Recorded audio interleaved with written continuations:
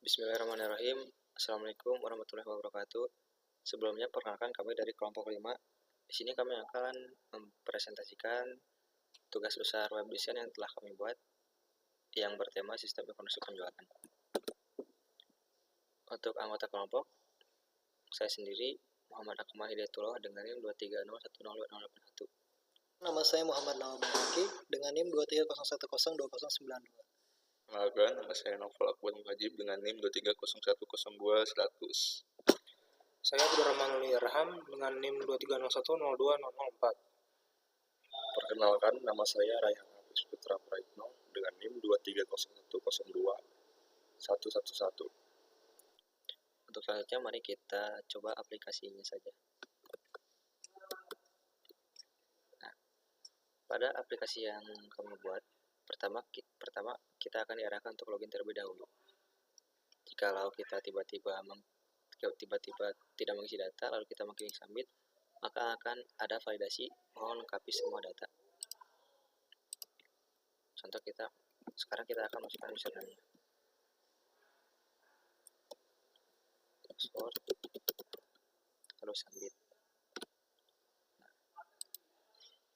Sebelum saya menjelaskan di dashboard admin ini, saya akan menjelaskan kode untuk loginnya terlebih dahulu. Untuk login, ada HTML-nya, CSS, dan juga JS-nya. Untuk kode login seperti ini, di dalam body terdapat from untuk username dan from juga untuk password. Selanjutnya ada submit, yang apabila kita mau submit, maka akan masuk ke halaman berikutnya yaitu dashboard tadi. Selanjutnya ada file JavaScript-nya. Kita masuk ke CSS-nya. Untuk login tadi, kami memakai CSS. Yang pertama ada body, lalu ada H2, from, error, from group, input focus, label, input, dan juga input type submit untuk tombol submitnya. Selanjutnya untuk validasi JavaScript-nya, kita membuat validasi untuk name, validasi untuk password, cek empty field maksudnya untuk mengecek kolomnya. Selanjutnya yang terakhir ada validasi from. Nah, kita balik lagi ke dashboard admin. Di dashboard admin ini, di bagian sidebar-nya terdapat dashboard ini, terus produk, laporan penjualan, dan juga logout. Di widgetnya terdapat penjualan, pelanggan, stok barang, supplier, kategori, dan juga pengguna. Nah, selanjutnya saya mau menjelaskan kode untuk admin dashboard admin. Untuk admin juga kita memakai HTML, CSS, dan juga JavaScript. Untuk di HTML-nya terdapat Bootstrap CSS juga. Di sini kami menggunakan Bootstrap CSS. Ada kode untuk sidebar juga. Selanjutnya untuk di dalam kontennya kita membuat kode untuk dashboard section juga. Kodenya. Lalu ada product section. Lalu ada laporan penjualan section. Nah, selanjutnya ada modal add produk, maksudnya menambahkan modal produk. Ada footer di dalam dashboard admin tadi yang berisi informasi 2025 sistem informasi penjualan toko online Alright by server. Maksudnya footer itu yang di bagian sininya. Selanjutnya kami juga menggunakan Bootstrap JS and Custom JS untuk dashboard admin. Selanjutnya untuk CSS pada admin ada dashboard card, tabel untuk TH dan tabel PD, modal body input, body, wrapper, setbar wrapper, page content, setbar heading, list group item lagi, list group item hover lagi, card, button like, dan juga button like hover. Selanjutnya untuk JavaScript pada admin kita mengkonstan untuk data produk penjualan. Selanjutnya kami ada fungsi display produk, fungsi untuk display sales report, fungsi untuk menambahkan produk, fungsi untuk navigasi, dan inisial display-nya. Di sini saya akan menjelaskan tentang button penjualan dan juga pelanggan. Pada bagian penjualan, di sini ada judul atau konten utama yang bernama data penjualan, dan juga ada input untuk mencari produk. Lalu di sini juga ada tabel nomor, nama produk, kategori, jumlah terjual, harga satuan, dan juga total penjualan. Dan juga ada navbar yang berfungsi untuk berpindah slide atau berpindah halaman. Oke. Dan juga pada kodenya di sini kita ada kode sidebar menggunakan flex wrapper dengan background URL dan juga sidebar wrapper. Berikut merupakan kodenya. Lalu ada content area dengan width 100 dan juga menggunakan page content wrapper. Dan div class container fluid yang berfungsi agar halaman ketika kita minimize atau cuma setengahnya akan mengikuti dengan layar yang kita buat, contoh seperti ini.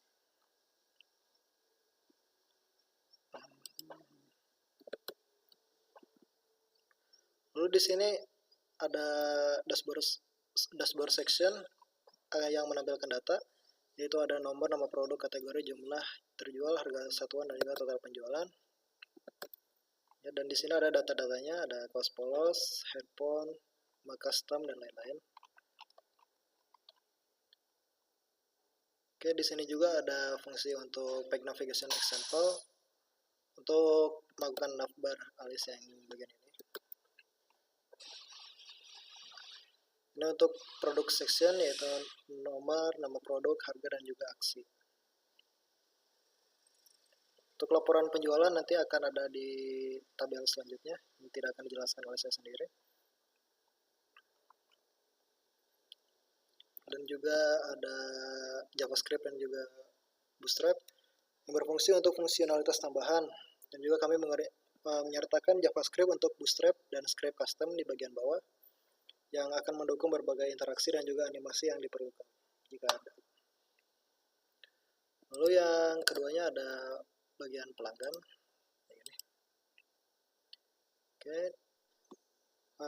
Di sini ada judul yang berjudul kelola pelanggan dan juga ada search bar dan ada fungsi tambah pelanggan. Dan jika diklik akan ada page yang berisi nama pelanggan, email, nomor telepon, alamat. Dan juga ada button simpan untuk menyimpan data.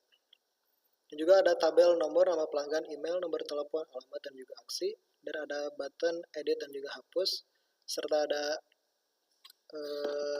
navbarnya untuk berpindah-pindah page.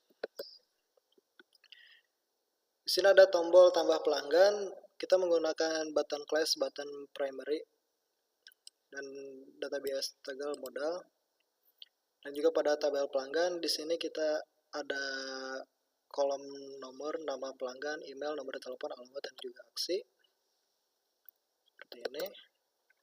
Lalu contoh data pelanggannya ada John Doe, Jan Smith, Michael Johnson, Emily Davis, dan juga Chris Brown. Di sini ada fungsi modal tambah pelanggan.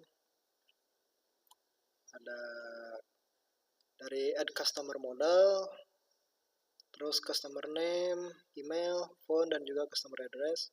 Dan juga ada button submit.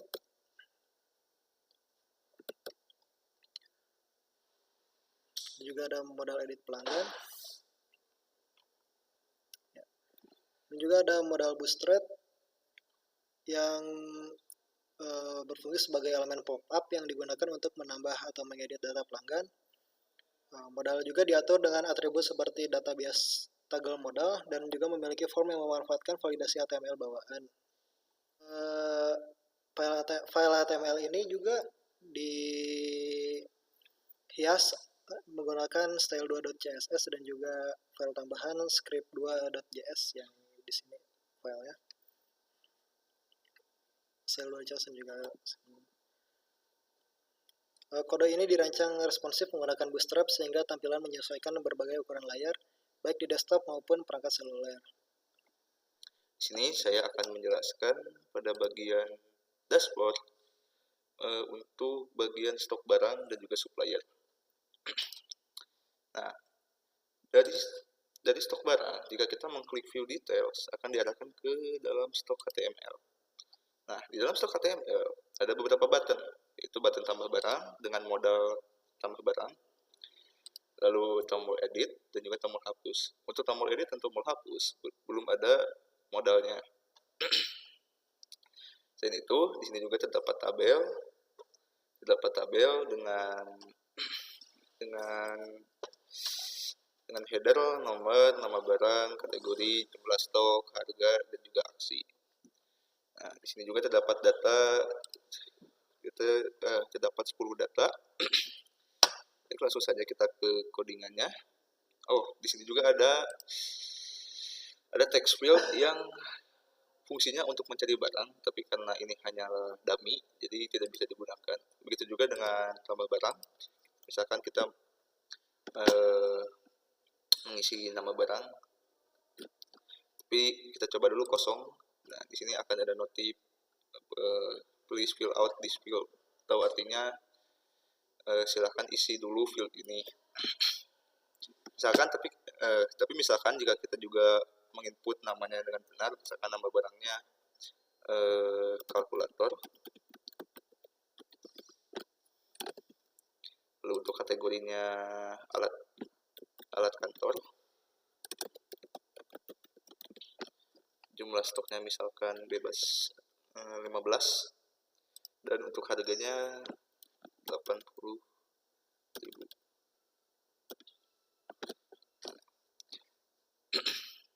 Nah, jika kita mengklik tombol simpan ini, tidak akan berpengaruh apa-apa karena masih belum menggunakan bahasa pemrograman apapun.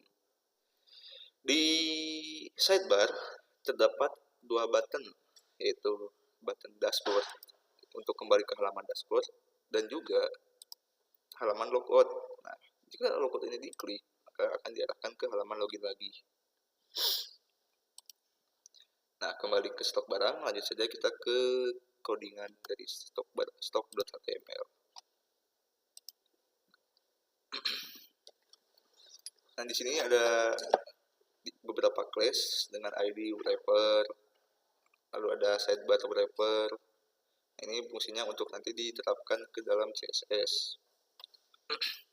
Lalu di sini juga ada sebuah tag A untuk menavigasikan tombol yang jika diklik akan menavigasikan ke halaman admin HTML atau kembali ke halaman dashboard. Nah, di sini juga ada 2 selain dashboard dan juga logout yang lokasinya kembali ke login. Nah, di sini ada di place container fluid yang akan diterapkan di CSS. Nah, di sini ada tag H1 dengan class-nya tag center MB slip bar dengan isi H1-nya lihat stok barang, atau yang ini nih, lihat stok barang. Selanjutnya, di sini ada button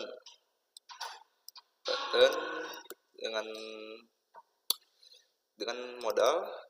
Nah, ini apa sih modal itu? Nah, modal itu yang tadi yang nampilin pop up kayak gini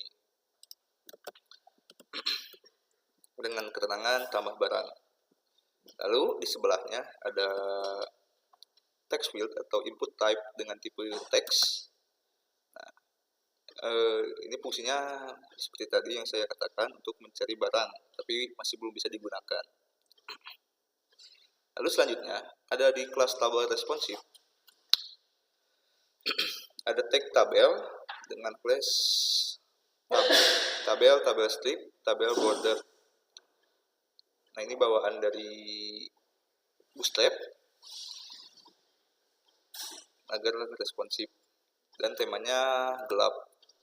Lalu di sini ada TR atau yang biasa kita sebut table row. Lalu di sini ada TH-nya, table header, yang isinya nomor, nama barang, kategori, jumlah produk, harga, aksi. Nah, lalu di TR yang kedua diisikan TD atau table data dengan isi datanya ya, yang tadi tampil di sini. Nah, ini seperti contohnya nomor 1, nama barangnya mouse wireless, kategorinya elektronik, jumlah stoknya 50 dengan harga 150.000. Nah, sesuai. Nah, lalu di sini juga ada tag button. Nah, button ini punya kelas button warning. Button warning itu agar nanti warnanya berubah menjadi merah. Nah, harusnya di sini juga ada modal, tetapi modalnya masih belum diimplementasikan. Oh maaf, untuk warning itu tombolnya warna kuning. Sedangkan untuk danger, buttonnya berwarna merah. Karena yang edit ini tidak bisa diklik. Kenapa tidak bisa diklik? Karena di sininya belum ditambahkan seperti ini nih. Nah, kan ini sudah ditambahkan modal tambah barang. Nah, jadi jika ini sudah ditambahkan, tampilan edit juga akan kurang lebih sama seperti ini.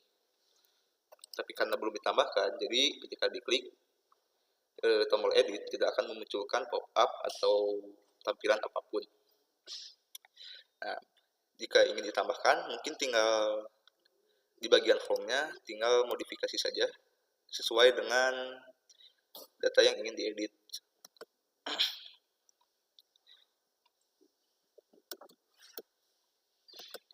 Nah, lalu di bawahnya di sini ada page navigation. Nah, ini fungsinya untuk melihat tabel jika misalkan terdapat banyak sekali data sehingga si layarnya sudah tidak bisa memuat data dalam tabel, berarti akan dipindahkan ke halaman kedua. Tapi ini juga sama, masih dummy atau masih tidak berfungsi. Lanjut kita ke codingan CSS-nya. Nah, untuk CSS-nya sebenarnya sama saja seperti yang lain untuk pengimplementasiannya. Seperti ini sama persis, begitu juga dengan script JS-nya. Kurang lebih hampir sama. Kecuali yang pada bagian validasi.javascript dan juga style2.css yang dikhususkan untuk login. Lanjut ke fitur yang kedua, dashboard yang kedua, yaitu supplier. Nah, di sini di dalam supplier itu terdapat tabel, text field untuk mencari nama barang, juga nomor halaman untuk tabel jika datanya banyak. Lalu di sidebar-nya juga masih sama seperti stok. Baik, lanjut. Di sini ada tabel header dengan isinya nomor, nama supplier, alamat, email, dan telepon. Nah, lalu untuk bagian tabel datanya ada nomor 1 PD sumber rezeki Jalan Merdeka nomor 1 Jakarta, sumber rezeki @example.com. Lalu untuk nomor teleponnya 081 234 567 890. Nah, seperti yang tadi saya katakan, untuk bagian style.css-nya dan juga bagian JavaScript-nya kurang lebih sama dengan tampilan yang lain. Mungkin sekian yang bisa saya sampaikan. Terima kasih. Baik, kita langsung ke bagian kategori. Di sini kita langsung klik saja widget atau button untuk view details di kelola kategori ini. Langsung di halaman kelola kategori ini kita memiliki button tambah kategori yang berfungsi untuk menambahkan kategori yang ada di tabel halaman ini. Nah, di samping tombol kategori di samping tombol tambah kategori ini ada juga search bar atau cari kategori yang mana berfungsi untuk mencari kategori yang kita inginkan di sini. Nah, masuk ke dalam tabelnya ini kita memiliki aksi edit dan hapus. Tapi di sini itu aksi edit di sini itu belum bisa mengubah data yang ada di tabel ini. Nah, begitu pun juga dengan yang aksi hapus. Nah, bisa dilihat di sini tuh untuk kode sidebarnya itu sudah ada di sini. Lalu untuk konten area ini kode untuk konten utamanya gitu, yang mana yang di sini yang sebelah kanannya gitu. Yang dia itu memiliki beberapa bagian lagi, yaitu seperti tombol tambah pelanggan ini. Lalu ada tabelnya juga di sini. Dan di sini kita memiliki data-data tabel, isi data tabelnya di sini.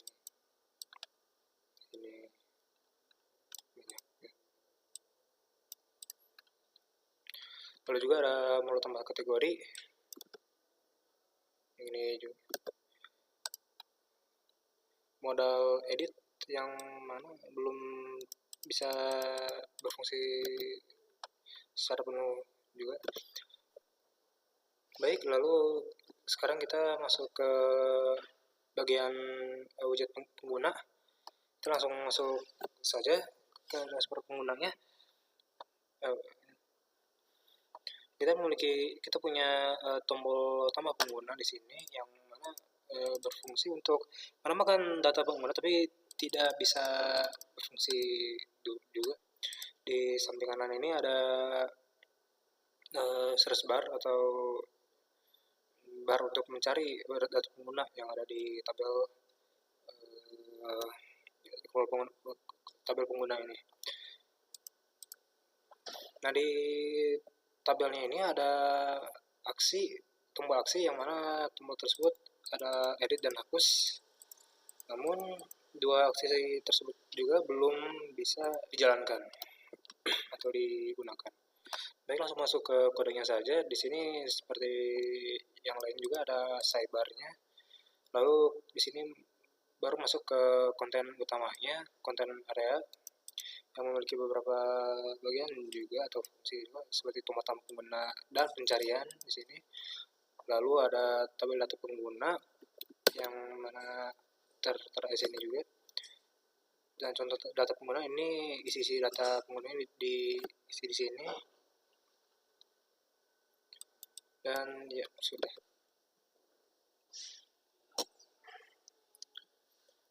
Di dalam sidebar produk terdapat informasi mengenai nama barang dan juga harga produk. Selain itu, kita juga dapat menambahkan produk dan juga mengedit produk. Oke, di sini saya akan mencontohkan menambahkan produk. Kita sebagai contoh mobil dan harganya sorry. Dan harga. Nah, di sini bisa kita lihat produk berhasil ditambahkan. Selanjutnya, di dalam laporan penjualan terdapat informasi mengenai tanggal dan total penjualannya. Sini bisa kita lihat. Terakhir, kita coba fitur logout. Setelah kita mengakhiri fitur logout, maka kita akan kembali ke halaman login. Bisa kita lihat.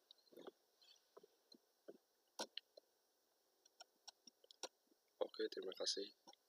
Baik, cukup sekian presentasi dari kelompok kami tentang website sistem informasi penjualan.